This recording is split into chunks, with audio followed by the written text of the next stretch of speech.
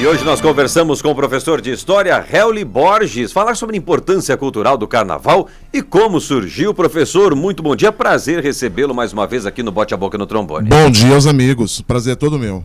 E como aí? Vamos falar sobre o Carnaval, é muita festa, o pessoal se diverte, né, Lia Silveira? Opa! É aqui em Balneário, é em Bombinhas, é no Naveguei na Cidade Navegante, chega mais pertinho de mim aqui, vamos lá. E aí, mas muitas pessoas participam, comemoram, se divertem, mas não sabem a raiz do Carnaval. E qual é, professor? E a raiz é antiga, mas é muito antiga. A gente está falando dos povos pagãos anteriores a Cristo. Olha só. Nossa Senhora. E é um movimento de subversão de papéis antes de tudo, né? Na Babilônia antiga era muito comum que na última noite de um prisioneiro, nos momentos derradeiros, ele fosse vestido de rei, com os trajes de gala, sofresse os melhores banquetes, fosse servido das melhores mulheres, mas no dia seguinte ele era empalado.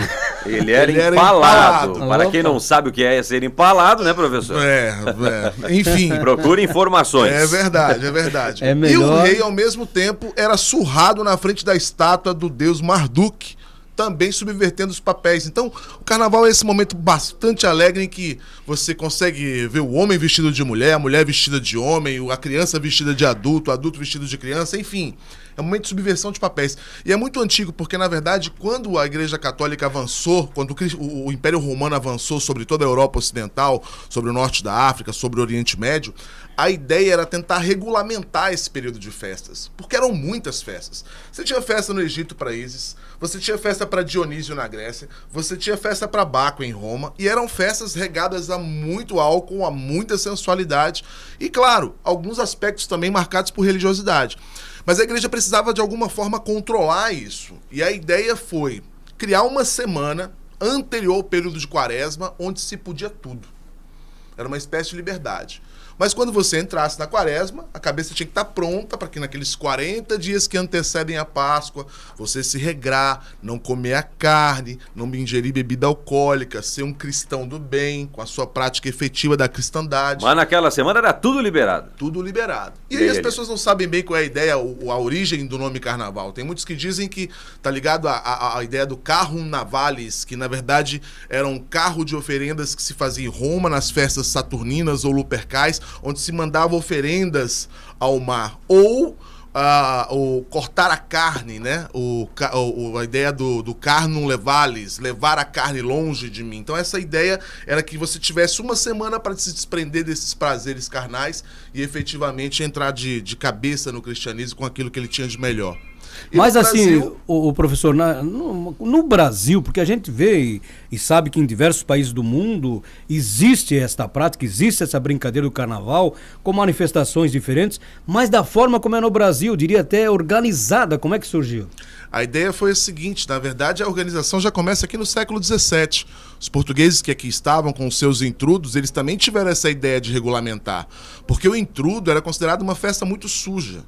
Você imagina que as pessoas iam para a rua para trocar laranja, para trocar tomate, enfim, era o momento da nudez. Entendia-se na ideia que os demônios estavam à soltas, então você precisava colocar máscaras para se esconder desses demônios. Então, eles achavam que era uma festa muito suja.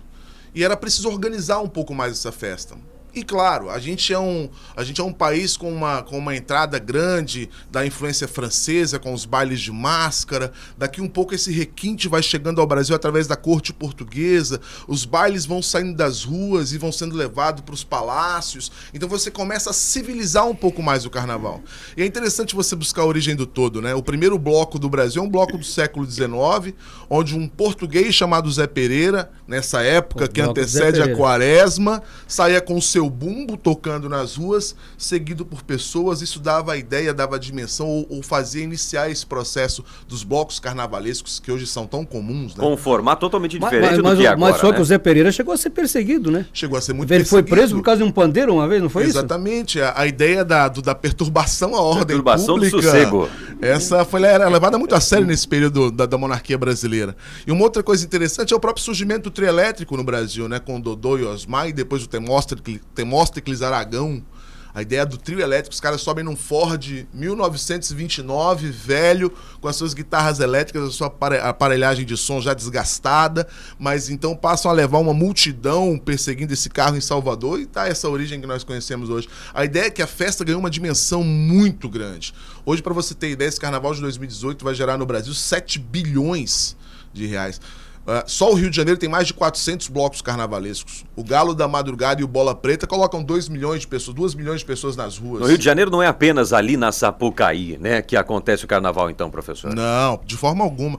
Hoje o carnaval no Rio de Janeiro está muito presente nos bairros, nas periferias, nas comunidades, assim como no Brasil inteiro. A gente fala muito do carnaval de São Paulo. São Paulo tem mais de 600 blocos de carnaval. Né? Se a gente for pegar o Brasil inteiro, são quase 15 mil blocos de carnaval. É muita gente fazendo festa. E aí é aquela máxima, as coisas começam no Brasil depois do carnaval. É um período que o país para numa catarse popular, esperando o ano começar, enfim, se divertindo e trocando as últimas esperanças num bom ano, não é? Mas as escolas de samba, os desfiles organizados de escolas de samba, acho que o Rio de Janeiro é a referência, mas isso que foi exatamente incentivado à época pelo ditador Getúlio Vargas? Por Getúlio Vargas. Esses desfiles começam ali na década de 30. A primeira escola de samba organizada, ela nasce no Estácio, com os músicos do Estácio. E a ideia era fazer da Avenida Presidente Getúlio Vargas uma exaltação ao país e ao líder.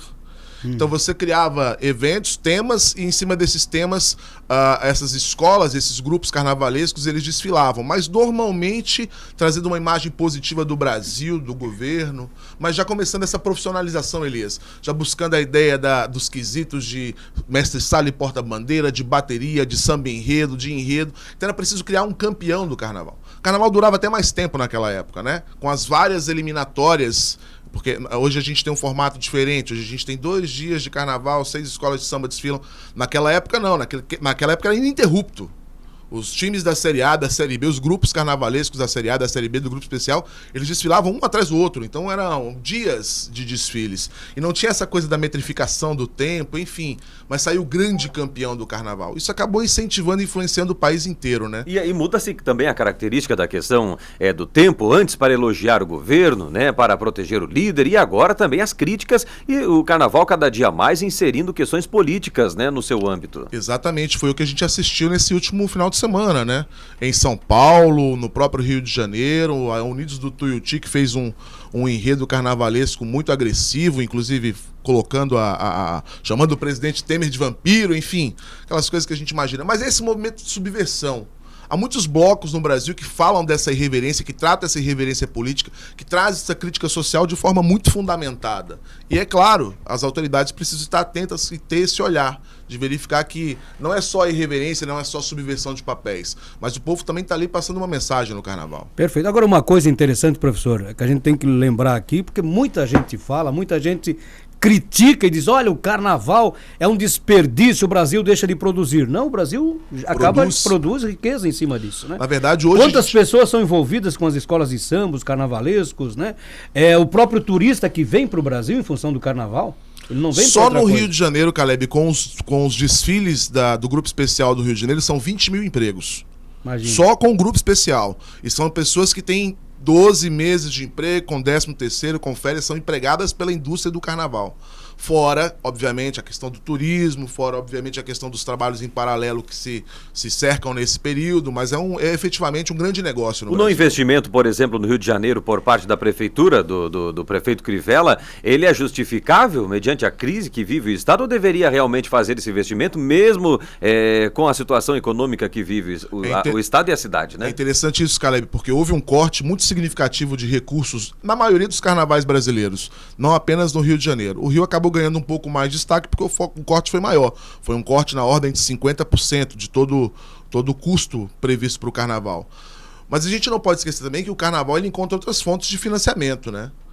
Há muitas escolas de samba que buscam investimentos privados na sua composição. É o caso, por exemplo, da própria... Ontem a gente teve o desfile da Mocidade Independente Padre Miguel, tratou sobre a Índia e foi financiado pela Índia, por empresas indianas. Então, há outras fontes, sim. Acho que o momento é de sensibilidade. O Brasil realmente precisa pensar um pouco nas suas prioridades. É um momento marcante da história brasileira, mas o carnaval ele consegue se sustentar por outras fontes. No passado já foi, infelizmente, pela contravenção, né?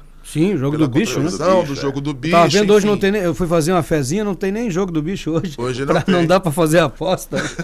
Hoje não tem. Mas assim, existem outras fontes de financiamento para o carnaval. É uma decisão prudente o corte nesse momento. O Brasil precisa pensar em outras prioridades, não é verdade? Perfeito. Não, e como você falou, existem empresas interessadas, as grandes cervejarias, né? Grandes empresas multinacionais, próprios países que são homenageados, alguns estados, por exemplo, bancam uma escola no Rio de Janeiro que vai homenageá-lo e que traz retorno para o estado também, porque divulga o estado, quer dizer, Sim. uma coisa acaba puxando outra, cíclico. gerando riqueza também, né? É verdade, gerando muita riqueza. E qual a visão externa, né, do mundo em relação ao Brasil no que diz respeito ao carnaval, professor?